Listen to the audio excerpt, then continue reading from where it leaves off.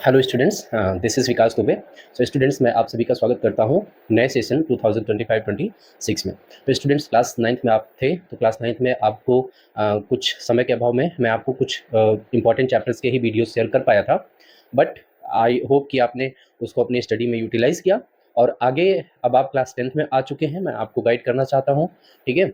और पूरे सेशन में आपके साथ मेहनत करूँगा, आपको अच्छे मार्क्स गेन करने हैं, ठीक है। बट इसके लिए आपको स्टार्टिंग से ही खूब ढेर सारी मेहनत करनी पड़ेगी, है ना। मैं आपको बता दूं कि इससे पहले आप अपने सीनियर से पता कर लीजिए इस बार के पेपर के बारे में कि किस टाइप का पेपर आया हुआ है। मैं आपको बता दूं, सबसे पहले तो अगर आपने ये सोच रखा है कि कुछ सेलेक्टिव क्वेश्चंस पढ़ करके हम एग्जाम में अच्छा कर पाएंगे, तो दिस इज़ नॉट पॉसिबल, है ना। क्योंकि इस बार सीबीएसई ने ये बच्चों को एहसास दिला दिया है कि नहीं, आपको रेगुलर क्लासेस अटेंड करनी होंगी, आपको रेगुलर सारी एक्सरसाइजेस सॉल्व करनी होंगी, आपको फार्मूले याद होने चाहिए, है ना। क्योंकि सीबीएसई क्या कर रही है अब, पहले क्या होता था, कुछ सेलेक्टिव क्वेश्चंस बार बार रिपीट करते थे, बट अब सीबीएसई क्या कर दे रही है, कंपटेंसी बेस्ड क्वेश्चन डाल दे रही है। इसका मतलब क्या है कि 60-70% क्वेश्चंस तो सीबीएसई ऐसे क्वेश्चंस आपको दे रही है जो आपका जाना पहचाना क्वेश्चन है, जिसको आपने किताबों में देखा हुआ है। बट रिमेनिंग 25-30% क्वेश्चंस स्टैंडर्ड वालों के लिए सीबीएसई क्या कर दे रही है कि उसमें नई स्टोरीज क्रिएट कर दे रही है। कॉन्सेप्ट वही है, सिलेबस वही है, सब कुछ वही है, बट क्वेश्चन जरूरी नहीं है कि आपको किसी टीचर ने कराया हो, आपके स्कूल टीचर ने कराया हो, या आप यूट्यूब पर डिफरेंट डिफरेंट टीचर से क्लासेस ले रहे हैं, उन्होंने कराया हो, ऐसा कुछ नहीं है। इस बार सबके सब परेशान हैं। वो सारे बच्चे परेशान थे जिन्होंने सिर्फ सोचा कि मैं 1 घंटे का, मैं 2 घंटे का, या मैं एग्जाम के दिन 5 घंटे 4 घंटे सुबह उठ करके कोई लेक्चर देख लूंगा तो मेरा पेपर बहुत अच्छा हो जाएगा। नहीं, बिलीव करिए, इस बार मैथमेटिक्स का पेपर अच्छा पेपर आया था। बच्चों ने तो कहा कि सर ये लिंदी पेपर था। लिंदी था, बिल्कुल लिंदी था, बट वो स्टूडेंट जिन्होंने कंटिन्यू प्रैक्टिस करी होगी, जिनका कॉन्सेप्ट क्लियर रहा होगा, है ना। मैं कॉपी भी चेक कर रहा हूँ, मैं देखा हूँ, हालांकि बहुत कम, बट कुछ ऐसे स्टूडेंट्स हैं 78-79 उनको मिल रहा है 80 मार्क। पिछली बार 80 आउट ऑफ 80 पाने वाले बहुत स्टूडेंट्स थे, बट अभी तक 80 आउट ऑफ 80 पाना, इस बार कोई कॉपी हम लोगों को ऐसी नहीं दिख रही है जो जिसमें बच्चा 80 आउट ऑफ 80 कोई भी बच्चा किया हो, है ना। तो इसलिए इस बार आपको सावधान रहना है, इस बार आपको स्टार्टिंग से ही बहुत अच्छे से मेहनत करनी है। अगर आप अच्छे से मेहनत कर रहे हैं तो आप डेफिनेटली अच्छा स्कोर करेंगे। वो स्टूडेंट जो कंटिन्यूअस, देखिए मैं आपको बता दूं, ये लक की बात होती है कि आप कोई क्वेश्चन पढ़ करके जाइए, वही एग्जाम में आ जाए, है ना। बट ये हमेशा नहीं होता है। अगर आपको अच्छे मार्क्स पाने हैं तो इसके लिए आपको रेगुलर स्टडी करनी पड़ेगी, है ना। जरूरी नहीं कि जितना टीचर आपको बताए उतना ही, है ना। तो आज मैं आपसे डिस्कस करने वाला हूँ सीबीएसई ने जो सिलेबस नया नया रिलीज किया हुआ है उसके बारे में, कौन कौन सी बुक आप यूज करेंगे अपनी स्टडी के लिए, जिससे आपको अच्छे मार्क्स मिले, आपका कॉन्सेप्ट क्लियर हो, आपकी नॉलेज बढ़े, एवरीथिंग ना, सारी चीजें मैं आपके साथ डिस्कस करने वाला हूँ। देखिए, सबसे पहले तो एक, अगर आप बेसिक के स्टूडेंट्स हैं तो इसको तो आपको करना ही करना, ये सबको पढ़ लेना है, ठीक है। एनसीईआरटी पढ़ना ही पढ़ना है, आपके टीचर्स भी जरूर पढ़ाएंगे स्कूल में एनसीईआरटी। बट एनसीईआरटी के भरोसे आप नहीं रह सकते। एनसीईआरटी एग्जाम्पलर ये भी लगाना आपके लिए जरूरी है, एग्जाम्पलर, ठीक है। एनसीईआरटी एग्जाम्पलर, ये बुक, ये दोनों बहुत ही सस्ती है, मार्केट में अवेलेबल है, आप इसको ले लीजिए। बेटर प्रैक्टिस करने के लिए आपके पास दो ऑप्शन है। एक है आपके पास आर एस अग्रवाल, है ना, आर एस अग्रवाल, और अगर आप कर सकते हो तो आर डी शर्मा। ये मैं एंड में नहीं कहूंगा, है ना, ऑप्शन दे देता हूं आपको। आप किस तरीके की नॉलेज, आप कितनी, अगर आप अपनी नॉलेज को और ज्यादा से ज्यादा इनहेंस करना चाहते हैं तो आप आर डी शर्मा की तरफ जा सकते हैं, ठीक है। अदरवाइज इससे आपका काम बनेगा और आप इससे भी अच्छा स्कोर कर सकते हैं। मैं बार बार कह रहा हूं ना कि जरूरी नहीं है कि जो मतलब पिछली बार रिपीट किया वो भी इस बार आएगा, लेकिन ये बुक जो है ये आपके पूरे कॉन्सेप्ट को क्लियर कर देती है। अगर आप इसको पढ़ रहे हैं तो उसमें एनसीईआरटी एग्जाम्पलर ये आपका पूरा का पूरा कवर हो जाता है। अगर आप ये पढ़ रहे हैं तो ये तो है ही भाई, अपने आप में ठीक है, अच्छी बुक है ये, ठीक है। लेकिन सभी स्टूडेंट्स इसको पढ़ना नहीं चाहते। अगर आप इसको पढ़ना चाह रहे हैं और अच्छा से अच्छा करना चाह रहे हैं तो बिल्कुल आप इस बुक को ले सकते हैं, है ना। 80% आर एस अग्रवाल अब पूरा किसको, आर डी शर्मा को फॉलो कर रहा है, उसी 20% को गेन करने के लिए आप इस बुक को ले सकते हैं। अदरवाइज अगर आप ये 3 अपने पास रख रहे हैं तो that is sufficient for your board examination. चलिए आगे बढ़ते हैं कि सीबीएसई ने सिलेबस क्या दिया हुआ है। सिलेबस ऑलमोस्ट इस बार भी सेम है जैसे पिछली बार था, ठीक है। सिलेबस में 10th के सिलेबस में सीबीएसई ने कोई चेंज नहीं किया हुआ है, ठीक है। देखिए मैं आपको बता दूं कि टोटल जो आपका क्लास 10th का कोर्स स्ट्रक्चर है वो 7 यूनिट में डिवाइडेड है। ठीक है, 7 यूनिट में डिवाइडेड है। 7 यूनिट को अलग अलग सब कैटेगरीज में, सब टॉपिक्स में डिवाइड किया गया है। पहला क्या है, नंबर सिस्टम। दूसरा है अलजेब्रा। अलजेब्रा में टोटल आपके 4 चैप्टर्स आ जाएंगे। कोऑर्डिनेट ज्योमेट्री, ठीक है, geometry, trigonometry, mensuration and statistics and probability. इसमें जो पहला यूनिट है नंबर सिस्टम, नंबर सिस्टम एक अकेला चैप्टर होगा जिसमें से आपको 6 मार्क के क्वेश्चन आपके बोर्ड एग्जामिनेशन में आएंगे। और मैं आपको बता दूं, ये पहला चैप्टर मैं आपको इंश्योर करा देता हूं कि यहाँ पर जो कुछ भी आपको पढ़ाया जाएगा एनसीईआरटी से, आर.एस. अग्रवाल से, आर.डी. शर्मा से, आपके टीचर जो भी पढ़ाएंगे उससे बाहर कुछ नहीं आने वाला है, ठीक है ना। अब वैसे मैं बता दूं कि किसी भी चैप्टर का टीचर आपको जो भी पढ़ाएंगे उससे बाहर नहीं आता है, बट भाई देखो क्वेश्चन है ना, क्वेश्चन। अब सीबीएसई भी इतनी चालाक है, हाँ, सीबीएसई इतना जानती है कि लोग आजकल लीकर बन जा रहे हैं ना, कि पेपर लीक कर देंगे या ठीक है पेपर लीक हो चुका है, तो इस बार सीबीएसई ने बताया करो बेटा लीक करो, है ना, पेपर लीक करो। देखो पेपर कितना लीक कर पाओगे, क्योंकि सीबीएसई उसी में क्या कर दे रही है, घुमा दे रही है ना, घुमा दे रही है, बच्चे भी घूम जा रहे हैं। तो नहीं, अगला चैप्टर जो आपका आएगा वो कोऑर्डिनेट ज्योमेट्री है। ये भी यहाँ पर सिंगल चैप्टर होगा। इसमें आपका 6 मार्क का कोऑर्डिनेट ज्योमेट्री से बनने वाला है। और अलजेब्रा में जो 4 चैप्टर्स हैं, मैं बताऊंगा अभी आपको आगे चल करके वो 4 चैप्टर्स कौन कौन से हैं, वो पूरे चैप्टर्स में मिला करके आपको 20 मार्क आएगा, ठीक है। नेक्स्ट पार्ट आपका आता है ज्योमेट्री। ज्योमेट्री से टोटल आपको 15 मार्क के क्वेश्चन बनेंगे। ट्रिग्नोमेट्री, ट्रिग्नोमेट्री से आपको 12 मार्क बनेंगे। मेंसुरेशन, मेंसुरेशन में आपके 2 चैप्टर्स आएंगे इसमें, ठीक है। ट्रिग्नोमेट्री में आपके ये 3 चैप्टर्स हैं, छोटे छोटे हैं, एक आइडेंटिटी वाला है जिसमें थोड़ा सा टाइम लगता है, ठीक है। अच्छा, उसके बाद स्टैटिस्टिक्स एंड प्रोबेबिलिटी। स्टैटिस्टिक्स से आप अवेयर हैं क्लास 10th में, ठीक है, बेसिक्स इसका स्टैटिस्टिक्स का आपको क्लास 9th में पढ़ाया जा चुका है। प्रोबेबिलिटी जो है ये आपको 9th में कुछ टीचर्स ने पढ़ाया होगा, कुछ ने नहीं पढ़ाया होगा, बट कोई बात नहीं, क्योंकि पिछली बार 9th से प्रोबेबिलिटी को हटा दिया था। इस बार के सिलेबस में कह रहा है नहीं पढ़ाइए, है ना, पढ़ाइए, बट फॉर्मेटिव असेसमेंट में दीजिए, समेटिव में मत दीजिए। मतलब आप यूटी जो कंडक्ट कराते हैं, जो स्कूल में आपका एग्जाम होता है मंथली, ठीक है, उसमें आप प्रोबेबिलिटी दीजिए, बट आप एनुअल में मत दीजिए, ताकि बच्चों का बर्डन थोड़ा सा कम हो। तो ठीक है, कोई बात नहीं है, बट इस बार आपको पढ़ना है प्रोबेबिलिटी। प्रोबेबिलिटी और स्टैटिस्टिक्स ये दोनों चैप्टर मिलाकर के स्टूडेंट्स आपको टोटल 11 मार्क आने वाला है। टोटल अगर हम इसका सम करेंगे तो 80 मार्क का आपका पेपर बनने वाला है, ठीक है। चलिए फिर शुरुआत करते हैं आगे चैप्टर वाइज की, चैप्टर वाइज जिसमें क्या क्या हमको पढ़ना है, ठीक है।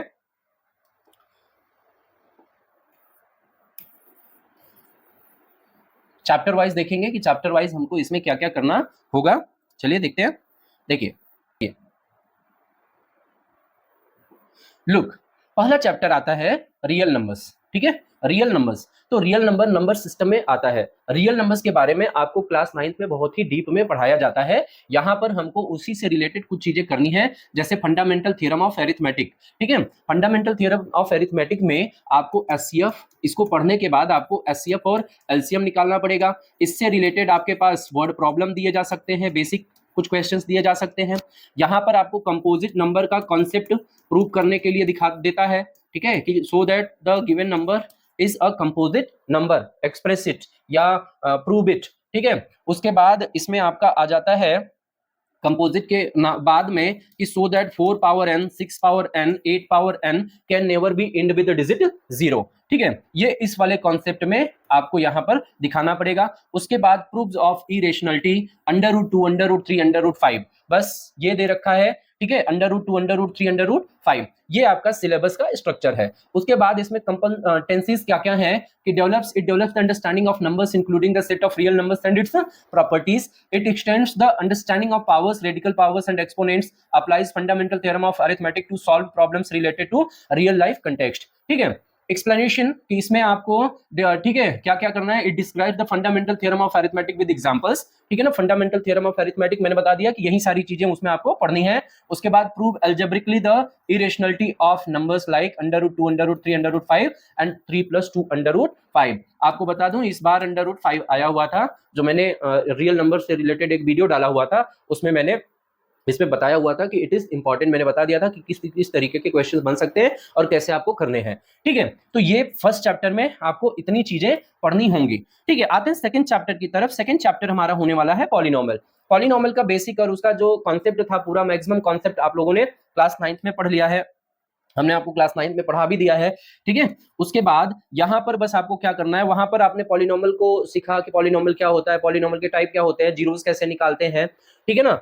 अब यहां पर आपको क्या पढ़ना है, क्वाड्रेटिक पॉलिनोमियल के बारे में पढ़ना है, ठीक है। क्वाड्रेटिक पॉलिनोमियल में उसके जीरोस को कैसे फाइंड करेंगे, how to calculate, how to find zeros of a quadratic polynomial, and after that relationship between the zeros and coefficients of quadratic polynomial। आपको आर एस अग्रवाल में, आपको आर डी शर्मा में cubic भी मिलेगा, बट यहाँ पर क्यूबिक नहीं पूछने वाला है, सिर्फ आपको क्वाड्रेटिक तक का ही पढ़ना है, ठीक है। तो it develops what are the competencies, it develops a relationship between algebraic and graphical methods of finding the zeros of polynomial, find the zeros of polynomial graphically and algebraically। देखिए यहां पर मैं आपको बता दूं कि जो जीरोस ऑफ क्वाड्रेटिक पॉलिनोमियल होगा वो आपको ग्राफिकली भी निकालना पड़ेगा, क्योंकि ग्राफिकली मैं आपको बताऊंगा, ठीक है। आगे जैसे ही मैं कोर्स में I am going to start your course soon, ठीक है। तो ग्राफिकली आपको सॉल्व करना होगा, अलजेब्रिकली आपको सॉल्व करना पड़ेगा, ठीक है ना, ओके। ग्राफिकल मेथड से ग्राफ के थ्रू दे देता है कि इसके कितने जीरोस हो सकते हैं, कितने मैक्सिमम पॉसिबल जीरोस हो सकते हैं। फिलहाल ये सारी चीजें हम लोग जब चैप्टर को पढ़ेंगे तो उसको हम ब्रीफ में डिस्कशन करेंगे, ठीक। तो graphical method, algebraic method, and इतना जानने के बाद आपको करना होगा verifying the relationship between zeros and coefficients of quadratic polynomial. Verification यहाँ क्या करेंगे, यहाँ पर आपको दो रिलेशन दिया जाएगा, एक अल्फा प्लस बीटा जो कि माइनस बी बाई ए होता है, alpha into beta c by, ये अल्फा इंटू बीटा है, ठीक है। Alpha into beta is equal to c by a. इससे रिलेटेड वेरिफिकेशन आपको इसमें करने हैं, ठीक है। और इसी से रिलेटेड नया जीरोस एक क्वाड्रेटिक पॉलिनोमियल दे देगा, फिर कहेगा कि उसके जीरोस में अगर समथिंग ऐड कर दिया जाए, कुछ सब्ट्रैक्ट कर दिया जाए, कुछ मल्टीप्लाई कर दिया जाए, तो जो नया जीरोस आएगा उससे बनने वाला पॉलिनोमियल क्या होगा। इस तरीके से क्वेश्चन इस बार दिया हुआ था कि एक क्वाड्रेटिक पॉलिनोमियल है, उसके जीरोस में अगर 2 ऐड कर दिया जाए तो जो नया पॉलिनोमियल बनाइए, ठीक है ना, जो जीरोस बनेगा उससे एक नया पॉलिनोमियल आप बनाइए, ठीक है। तो ये चैप्टर छोटे छोटे हैं, ये दोनों चैप्टर्स छोटे छोटे चैप्टर्स हैं, और यहाँ से आपको अच्छा खासा मार्क मिल जाएगा अगर आप मेहनत करेंगे, कॉन्सेप्ट को समझ लेंगे। तो यहाँ से कोई भी स्टूडेंट हो, चाहे वो स्टैंडर्ड का हो, चाहे वो बेसिक का हो, अगर उसको मैथ में थोड़ी सी प्रॉब्लम भी है, तो यही दो चैप्टर्स ऐसे हैं जहां से वो इन दोनों चैप्टर से तो अच्छा खासा मार्क वो गेन कर सकता है, क्योंकि इसमें चीजें थोड़ी सी रटी रटाई आती हैं। आगे बढ़ते हैं, अगला हम लोग देखेंगे तीसरे चैप्टर में हमको क्या क्या पढ़ना है। देखिए थर्ड चैप्टर में हमको पढ़ना है, ठीक है, pair of linear equation in two variable. देखिए linear equation in two variable का जनरल इंस्ट्रक्शन, जो उसका बेसिक कॉन्सेप्ट, देखिए 9th और 10th 11th एंड 12th, जो बच्चा 11th में अच्छे से पढ़ा वो 12th को बहुत अच्छा करेगा, जो 9th में अच्छे से पढ़ा वो 10th को बहुत अच्छे से पढ़ेगा, ठीक है, क्योंकि वो दोनों एक दूसरे से कनेक्टिव होते हैं। बेसिक जो कॉन्सेप्ट्स होते हैं, जो जनरल इंस्ट्रक्शंस होते हैं, जनरल डेफिनेशंस होते हैं, कॉन्सेप्चुअल अंडरस्टैंडिंग होती है, वो क्लास 9th में रखी जाती है, ठीक है। थियोरेटिकल क्लास 9th में आपको ज्यादा से ज्यादा मिल जाएगा, न्यूमेरिकली आपको क्लास 10th में मिलेगा। In the same way it applies in 11th and 12th also. तो इसलिए बच्चे कभी कभी क्या करते हैं ना, 9th में बड़े रिलैक्स हो जाते हैं कि यार अभी 9th है, बोर्ड एग्जाम नहीं है, हम रिलैक्स है, कोई बात नहीं है, चलो कर लेंगे, अच्छा कर लेंगे। नहीं, ऐसा नहीं करना चाहिए। अगर आप वीडियो देख रहे हैं, अगर आप 9th में जा रहे हैं, ठीक है, अगर इसमें कोई ऐसा स्टूडेंट जिसने मेरा वीडियो देखा और वो क्लास 9th में है, तो उसको ये समझना है कि क्लास 9th में आपको अच्छे से पढ़ना है, अगर आप क्लास 10th अच्छा करना चाहते हो तो, ठीक है। देखिए तो लीनियर इक्वेशन जो है इन वन वेरिएबल आप 7-8 तक पढ़ते हो, इन टू वेरिएबल, ठीक है, ये आपको पढ़ाया गया है क्लास 9th में। ग्राफ भी उसका ड्रॉ करना बताया गया, कैसे पॉइंट्स को लोकेट करेंगे, कैसे सोल्यूशन फाइंड करेंगे, ये सारी चीजें आपको क्लास 9th में बताई गई हैं। यहाँ पर आपको क्या पढ़ना है, यहाँ पर आपको पढ़ना है pair of linear equations in two variable, है ना, मतलब टू वेरिएबल मीन टू से ax plus by plus c is equal to 0, this is linear general form of the linear equation in two variable, ठीक है। यहाँ पर आपको single का, आप क्लास 9th में इसका ग्राफ प्लॉट करना, सोल्यूशन निकालना, इसके इनफाइनाइटली मेनी सोल्यूशन ये आपको बताए गए। क्लास 10th में अगर आप पढ़ोगे तो यहाँ करा कि पेयर ऑफ लीनियर इक्वेशन, है ना, इसका मतलब यहाँ पर आपको दो पेयर दे दिया जाएगा। इससे रिलेटेड क्वेश्चंस मैंने आपको याद होगा तो करना सिखाया है पॉलिनोमियल चैप्टर में, तब जब दो जीरो एक्स की दो डिफरेंट किसी पॉलिनोमियल की वैल्यूज दे दी जाती थी और पी और क्यू की वैल्यू निकालनी होती थी, तो वहां पर मैंने आपको थोड़ा सा बता रखा है कि कैसे सॉल्व करेंगे उसको, ठीक है, क्योंकि वो linear equation in two variable के फॉर्म में जाकर के बन जाता है।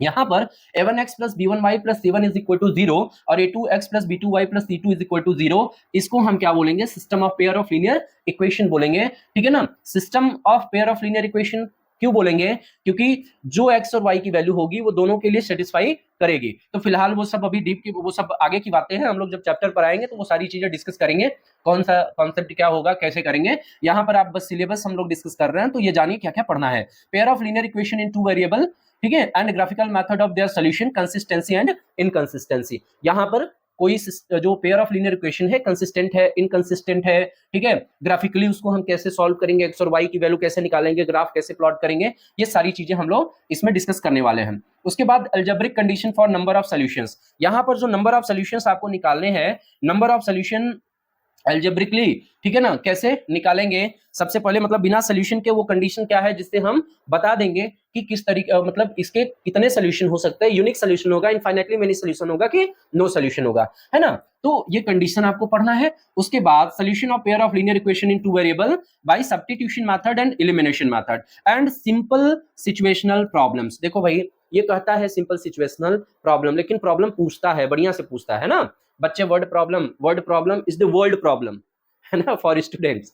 तो मैं जब बच्चों से मिलता हूं तो उनकी सबसे बड़ी प्रॉब्लम क्या होती है, वर्ड प्रॉब्लम। सर कैसे क्वेश्चन बनाएंगे, कैसे सॉल्व करेंगे, है ना। तो बिलीव ऐसा प्रॉब्लम आपको मैं नहीं आने दूंगा, ठीक है, आप एंजॉय करेंगे। ये इसमें आपको पढ़ना है, ठीक है, ये डिस्क्रिप्शन उसी से रिलेटेड दिया हुआ है। अगला जो चैप्टर आपका होने वाला है वो चैप्टर है क्वाड्रेटिक इक्वेशन। क्वाड्रेटिक इक्वेशन यहां पर एक बहुत अच्छी बात है, ठीक है, ये अलजेब्रा का पार्ट है। अलजेब्रा में आपने 2 चैप्टर देख लिया, कौन कौन सा, पेयर ऑफ लीनियर इक्वेशन और क्वाड्रेटिक इक्वेशन, अभी 2 चैप्टर और हैं, उन सबको मिलाकर के 20 मार्क का क्वेश्चन आने वाला है, ठीक। अच्छा, अब देखिए यहां पर मैं आपको बताता हूं क्वाड्रेटिक इक्वेशन, अगर आपने क्वाड्रेटिक पॉलिनोमियल थोड़ा अच्छे से पढ़ रखा है तो क्वाड्रेटिक इक्वेशन भी आप करेंगे, बढ़िया से करेंगे, ठीक है। चलिए देखिए इसमें हम लोग क्या क्या पढ़ने वाले हैं क्वाड्रेटिक इक्वेशन में, कि what is the standard form of the quadratic equation, ठीक है, ये है standard form of quadratic equation, ax square plus bx plus c is equal to 0, ठीक है, where a should not be equal to 0, a 0 के equal क्यों नहीं होना चाहिए, क्योंकि अगर a 0 हो गया तो ये linear equation in one variable में कन्वर्ट हो जाएगा, ठीक है। I hope you are understanding. चलिए उसके बाद हमको क्या पढ़ना है कि solution of quadratic equations, only real root, only real root, है ना, only real root, real root mean two से रेशनल इरेशनल, ये रियल नंबर में आते हैं, ठीक है ना। तो एक आता है इमेजिनरी रूट, इसके आगे का यहाँ पर सिर्फ लगा दिया है कि आपको रियल रूट तक, तो यहाँ पर ना एक देखिए दिया हुआ है कि and by using quadratic formula relationship between discriminant and nature of the roots, ठीक है ना। ये 2 चीजें आपको क्या क्या कैसे फाइंड करना है, कैसे इसका सोल्यूशन फाइंड करना है, एक तो बाय मेथड ऑफ फैक्टराइजेशन जो कि आपको पढ़ाया गया है 9th में, बहुत अच्छे से पढ़ाया गया, और दूसरा क्वाड्रेटिक फार्मूला, ठीक है ना। तीसरा relationship between discriminant and nature of root, ठीक है ना। अब देखिए नेचर ऑफ रूट यहाँ पर मैंडेटरी है, नेचर ऑफ रूट में इसके लिए हमको एक रिलेशन ए बी सी में, ये जो ए बी सी है, ठीक है, इन तीनों के बीच में एक रिलेशन होता है बी स्क्वायर माइनस 4ac, जिसको हम डिस्क्रिमिनेंट बोलते हैं। तो डिस्क्रिमिनेंट 3 कंडीशंस आपको मिलेंगी डिस्क्रिमिनेंट में, डिस्क्रिमिनेंट या 0 हो सकता है, या ग्रेटर देन 0 हो सकता है, या तो लेस देन 0 हो सकता है। जैसे ही लेस देन 0 हुआ तो यहां बोलने लगता है कि it would have no real roots, इस क्वाड्रेटिक इक्वेशन का रियल रूट नहीं होगा। यहीं पर आपको रुक जाना है क्योंकि ये 11th का पार्ट है, ठीक है। हमें बस इन 2 कंडीशंस के लिए इनका हमको रूट निकालने के लिए पढ़ना है क्लास 10th में। उसके बाद situational problems means word problems, है ना, यहाँ पर वर्ड प्रॉब्लम्स आपको पढ़ने हैं, ये कह रहा है, ठीक। Situational problems based on quadratic equations related to day activities to be incorporated, है ना, डे टू डे एक्टिविटीज से related, day to day life से रिलेटेड वर्ड प्रॉब्लम्स आपको यहाँ पर पढ़ने हैं, ठीक। अच्छा, इसके आगे बढ़ते हैं हम लोग 5th chapter, that is 5th chapter आपका है, ठीक है, 5th चैप्टर है अरिथमेटिक प्रोग्रेशन। अरिथमेटिक प्रोग्रेशन ये नया है आपके लिए, आप फर्स्ट टाइम इसको पढ़ने वाले हो क्लास 10th में, ठीक है। अरिथमेटिक प्रोग्रेशन, इसको शॉर्टकट में हम लोग एपी बोलते हैं, ठीक है ना, एपी बोलते हैं। इसमें इसको क्या करना है, motivation for studying arithmetic progression, आपको अरिथमेटिक प्रोग्रेशन क्या होता है वो जानना है, ये सीक्वेंस ऑफ नंबर से रिलेटेड होता है, ठीक है।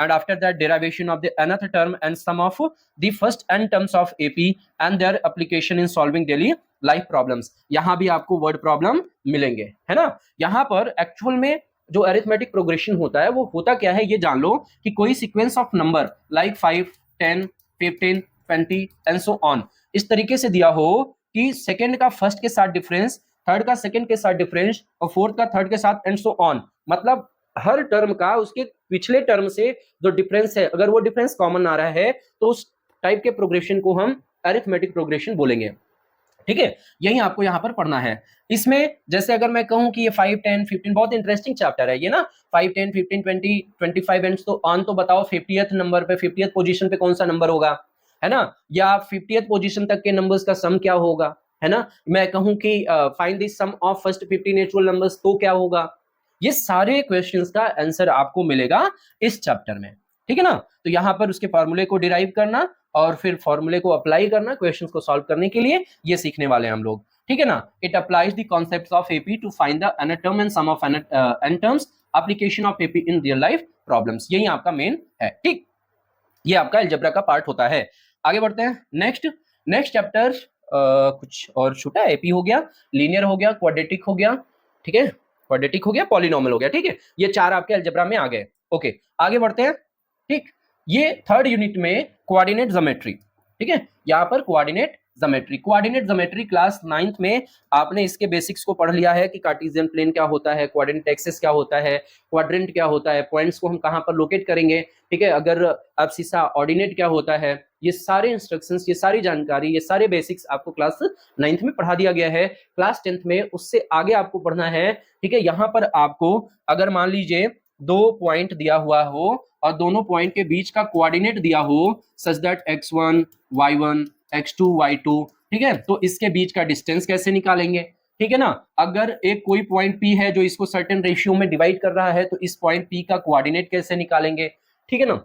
ये सारी चीजें आपको यहाँ पर सीखने को मिलेंगी। तो review the concepts of coordinate geometry and distance formula, section formula, only internal division, तो ये इंटरनल डिवीजन है ना, एक्सटर्नल डिवीजन में पॉइंट बाहर आएगा लाइन के, ठीक है। तो इतनी चीजें आपको पढ़नी है। देखो देखने में छोटा सा लग रहा है मैं बता दूं, लेकिन क्वेश्चंस आते हैं इसमें से भी, ठीक है ना। अच्छा 6 मार्क के क्वेश्चन यहाँ से बनेंगे तो कैसे बनेंगे, है ना, सब तो सिंपल होंगे नहीं। अच्छा ठीक है, फिर solve problems using distance formula and section formula. तो यहाँ पर जो हम पढ़ने वाले हैं वो डिस्टेंस फार्मूला और सेक्शन फार्मूला से रिलेटेड क्वेश्चंस को करने वाले हैं, ठीक है।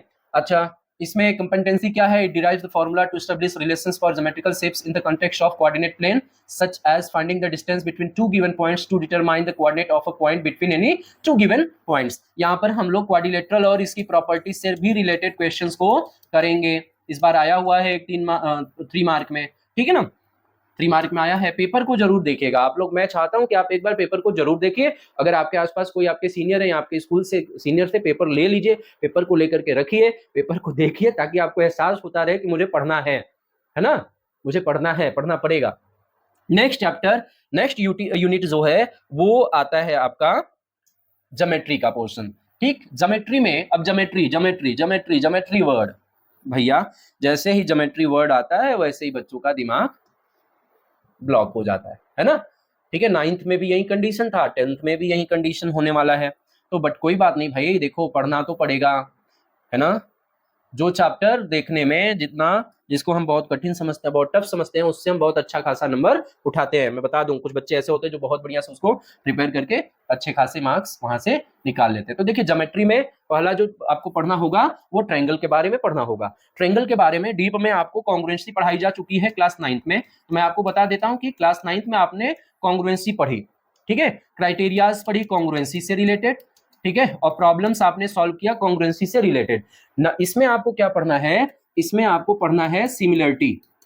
पहला क्या पढ़ना है, सिमिलरिटी पढ़ना है, ठीक है, सिमिलरिटी इन ट्रायंगल्स और सिमिलरिटी से रिलेटेड क्राइटेरियाज पढ़ने हैं, उससे रिलेटेड आपको क्वेश्चंस करने होंगे, ठीक है ना, क्वेश्चंस बेस्ड ऑन इट। और यहाँ पर एक नया थ्योरम आपको मिलेगा बीपीटी का आपको प्रूफ करना पड़ेगा, ठीक है, एंड कन्वर्स ऑफ बीपीटी,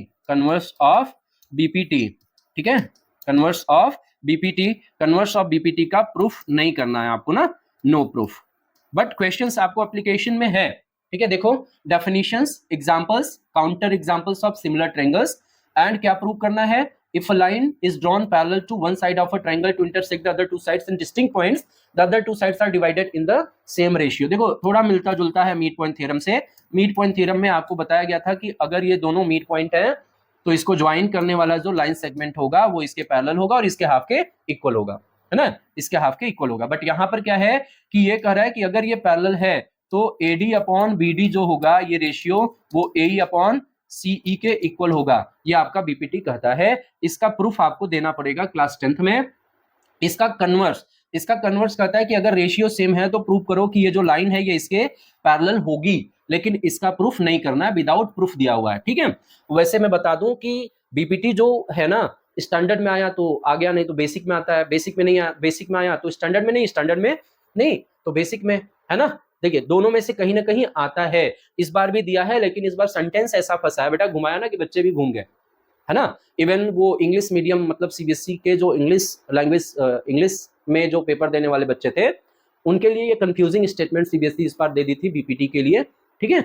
लेकिन ऐसा होता नहीं है, कभी कभी हो जाता है, ठीक है, लेकिन ये क्वेश्चन बहुत ही इंपॉर्टेंट माना जाता है। आगे बढ़ते हैं। अब यहां पर हमको और क्या पढ़ना है, सिमिलरिटी के क्राइटेरियाज पढ़ने हैं, ठीक है। सिमिलरिटी के क्राइटेरियाज विदाउट प्रूफ वाले हैं सब, यहां पर आपको प्रूफ नहीं देना है, ठीक है ना, प्रूफ नहीं देना है यहाँ पर। अच्छा देखिए देखिए proof similarity of triangles using different similarity criterias, मतलब सिर्फ सिमिलरिटी से रिलेटेड प्रॉब्लम्स को आपको जो आएंगे उनको प्रूफ करना है, किसको यूज करके, डिफरेंट सिमिलरिटी क्राइटेरियाज को यूज करके, ठीक है। बट आपको यहाँ पर वो क्राइटेरियाज प्रूफ नहीं करनी है। मैं आपको बता दूं कि वो क्राइटेरियाज क्या क्या होने वाली है, साइड एंगल साइड, ठीक है, एंड एंगल एंगल एंगल और साइड साइड साइड, इसी को हम, ठीक है, ये इसका करोड़ी होता है, ठीक है। ये बेचारा बस नाम के लिए आता है, ज्यादा से ज्यादा हम लोग यही यूज करते हैं क्योंकि सिंपल सी बात है, हमारा काम अगर 2 में हो जाएगा तो हम तीसरे स्टेप क्यों जाएंगे, है ना, दैट इज ह्यूमन नेचर, ठीक है। तो ये चीजें हमको पढ़नी है। SAS क्या कहता है पहले देख लेते हैं यहाँ पर, ठीक है। पहला ये है आपका कि if in two triangles the corresponding angles are equal, their corresponding sides are proportional and the triangles are similar, ये इसकी बात कर रहा है कि करस्पॉन्डिंग एंगल्स अगर ट्रायंगल के इक्वल हैं तो उस सिमिलरिटी को हम एंगल एंगल एंगल सिमिलरिटी कहते हैं। अगला है कि if the corresponding sides of two triangles are proportional their corresponding angles are equal, अगर करस्पॉन्डिंग साइड्स प्रोपोर्शन में है तो उनके करस्पॉन्डिंग एंगल्स इक्वल होंगे, ये इसकी बात कर रहा है, साइड की बात कर रहा है, करस्पॉन्डिंग साइड्स प्रोपोर्शन में। प्रोपोर्शन मीन टू से, प्रोपोर्शन का मतलब होता है बेटा, प्रोपोर्शन का मतलब होता है corresponding sides are in same ratio, जैसे AB का रेशियो DE के साथ और BC का रेशियो EF के साथ और AC का रेशियो DF के साथ, अगर ये इक्वल है, ठीक है ना, तो दोनों ट्रायंगल्स सिमिलर होंगे, करस्पॉन्डिंग एंगल्स इक्वल हो जाएंगे। अच्छा इसके बाद तीसरा जो आता है वो आपका साइड एंगल साइड होता है, मतलब दो करस्पॉन्डिंग साइड का रेशियो और इंक्लूडेड एंगल अगर, ठीक है, तो पढ़ लो, if one angle of a triangle is equal to one angle of another triangle and the sides including these angles, मतलब वो साइड्स जो इन दोनों एंगल को ले रहे हैं इनके बीच का जो रेशियो होगा वो रेशियो अगर सेम है तो बाई साइड एंगल साइड हम बोलेंगे ट्रायंगल क्या है, सिमिलर है। चलिए तो ये पूरा फॉर्म है, पूरी चीजें हैं जो हमको पढ़नी है ट्रायंगल चैप्टर में। आगे बढ़ते हैं, अगला जो चैप्टर आएगा ज्योमेट्री से वो सर्कल होने वाला है। सर्कल और ट्रायंगल दोनों से मिलाकर के 15 मार्क के क्वेश्चन बनते हैं, मैंने आपको स्टार्टिंग में ही बता दिया है। आगे देखिए सर्कल में हमको क्या पढ़ना है, देखिए आप घबराइए नहीं, यहाँ पर सर्कल में आपको पिछला जैसा कुछ बहुत ज्यादा नहीं पढ़ना है, ठीक है, बस थोड़ा सा ही कॉन्सेप्ट है इसमें, ठीक है। देखिए क्लास 9 में तो इवन आपने बहुत पढ़ा, ठीक है, कॉर्ड से रिलेटेड, रेडियस से रिलेटेड आपने ढेर सारे उसमें थ्योरम पढ़े, एंगल से रिलेटेड क्वेश्चंस किए, वो बहुत ही बड़ा चैप्टर था, बट यहाँ पर नहीं, यहाँ पर बस थोड़े से ही कॉन्सेप्ट यहाँ पर आपको पढ़ने हैं। क्या क्या पढ़ना है, tangent to a circle at point of contact, ठीक है, प्रूव करने के लिए, ठीक है, थ्योरम जो आपको यहाँ पर प्रूव करना है, the tangent at any point of a circle is perpendicular to the radius through the point of contact and the lengths of tangents drawn from an external point of a circle are equal, ठीक है। तो मैं आपको बता दूं ये क्या करें, टेंजेंट पहले क्या होता है, टेंजेंट और सीकेंट, ये आपको क्लास 9 में बताया गया था, टीचर ने बताया होगा, मैंने बताया हुआ है क्लास में, आपके अगर आप मेरे स्टूडेंट नहीं है तो आपके टीचर ने जरूर आपको बताया होगा। सीकेंट क्या होगा, सीकेंट और टेंजेंट ये दोनों लाइन है, लेकिन ठीक है, सीकेंट का और टेंजेंट में दोनों में अंतर क्या होता है, अंतर ये होता है कि ये सर्कल को 2 पॉइंट पर इंटरसेक्ट करता है, जबकि कौन, सीकेंट, ठीक है ना, सीकेंट, और ये जो टेंजेंट है वो सर्कल से किसी एक ही पॉइंट पर वो उसके साथ कांटेक्ट में आएगा, मतलब इंटरसेक्ट करेगा या टच करेगा, इसी पॉइंट को हम बोलते हैं पॉइंट ऑफ कांटेक्ट, है ना, इसी को हम बोलते हैं पॉइंट ऑफ कांटेक्ट, ठीक। अच्छा इसी को आपको प्रूव करना है कि ये जो रेडियस है, रेडियस और टेंजेंट एक दूसरे के परपेंडिकुलर होते हैं। उसके बाद आपको क्या प्रूव करना है कि सर्कल के एक्सटीरियर पॉइंट से अगर हम टेंजेंट ड्रॉ करें सर्कल पर, तो देखिए एक्सटीरियर पॉइंट से हम 2 ही टेंजेंट उस पर ड्रॉ कर सकते हैं, किस पर, सर्कल पर, और दोनों का जो लेंथ होता है PA और PB वो इक्वल होता है, ये आपको यहाँ पर प्रूव करना होगा और ये थ्योरम पूछता है, ठीक है, इस बार चांसेस हैं पूछने के। अच्छा अब ये दोनों करेंगे ना तो उसके बाद आपको RS अग्रवाल में आपको 8 to 10 थ्योरम्स के नाम से दिखाता है, तो वो थ्योरम्स एज ए क्वेश्चन ही है आपके लिए एनसीईआरटी में, ठीक है, एज ए क्वेश्चन ही है एनसीईआरटी में। अच्छा देखिए ठीक, आई होप आप समझ गए क्या क्या इसमें पढ़ना है। इसी से रिलेटेड आपको क्वेश्चंस पढ़ने हैं कि prove theorems based on the tangent of the circle and apply the concept of tangents to the circle to solve various problems, है ना। डिफरेंट डिफरेंट टाइप्स के प्रॉब्लम्स हम लोगों को करने हैं इससे रिलेटेड। ठीक है, अब अगला जो चैप्टर आता है वो चैप्टर आपका हो जाता है ट्रायंगल और ट्रिग्नोमेट्री, है ना। That is unit 5। हम यूनिट 5 पर आ चुके हैं। देखिए यूनिट 5 में आपको पढ़ना है ट्रिग्नोमेट्री। ये भी आपके लिए न्यू चैप्टर है। इससे पहले आपने इसके बारे में सीबीएसई आपको नहीं पढ़ाती है, सीधे क्लास 10th में ही लाके दे देती है। तो कोई बात नहीं है, बहुत ही इंटरेस्टिंग चैप्टर है, ठीक है। Not for teachers only, for students only. ये चैप्टर एक ऐसा चैप्टर है कि अगर बच्चा समझ गया बेटा ना, तो उसकी लाइफ में जब तक वो अगर मैथ वो पढ़ रहा है नहीं पढ़ रहा है, तो ये उसका फेवरेट चैप्टर होने वाला है, ट्रिग्नोमेट्री, ठीक है। यहाँ पर 10th में इसको बहुत ही अच्छे से पढ़ना होता है, क्योंकि 11th और 12th, ठीक है, बहुत हेल्पफुल होता है अगर आपने 10th में अच्छे से पढ़ा तो। ये देखिए इसमें ट्रिग्नोमेट्री में 3 डिफरेंट टॉपिक्स आ जाएंगे आपकी। वो introduction to trigonometry and trigonometric identities, height and distance, ठीक है, angle of elevation, angle of depression, ठीक है ना। देखिए तो इंट्रोडक्शन ऑफ ट्रिग्नोमेट्री में आपको यहाँ पर पढ़ाया जाएगा कि ट्रिग्नोमेट्री क्या होती है, उसका बेसिक कॉन्सेप्ट क्या होता है, ट्रिग्नोमेट्रिक रेशियोज क्या होते हैं, उनके बीच का रिलेशन क्या होता है साइड्स के बीच में, ठीक है। उसके बाद आपको 30 डिग्री, 45 डिग्री, 60 डिग्री, 0 डिग्री और 90 डिग्री, इससे रिलेटेड आपको क्वेश्चन सॉल्व करने को मिलता है, and relationship between the ratios, ठीक है। फिर से समझ लो, trigonometric ratios of an acute angle of right angle triangle, proof of their existence, उनका प्रूफ आपको बताना है। Motivate the ratios wherever are defined at 0 degree, ठीक है, whichever are defined as 0 degree and 90 degree, values of the trigonometric ratios of 30 degree, 45 degree, 60 degrees, and ये आपको क्या करना है, निकालना है वैल्यूज, प्रूफ भी देता है उसका geometric, and relationship between the ratios, जिसको हम बोलते हैं क्या, sine theta, cos theta, tan theta. बहुत प्यारा, मुझे तो बहुत प्यारे वर्ड्स लगते हैं ये, ठीक है ना।